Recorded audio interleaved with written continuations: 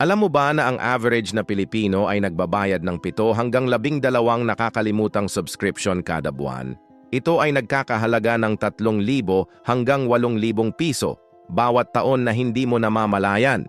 Ang pinaka-common na nakakalimutang subscription ay mga streaming platforms tulad ng Netflix at Spotify, delivery passes ng Grab at Foodpanda, premium features ng mga apps, at cloud storage.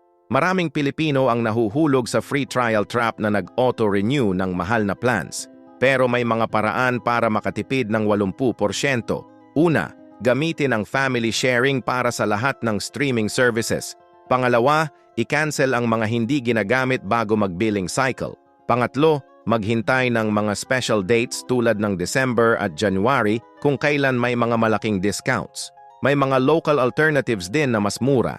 Halimbawa, I Want TFC sa halip na international streaming o GCash para sa payments.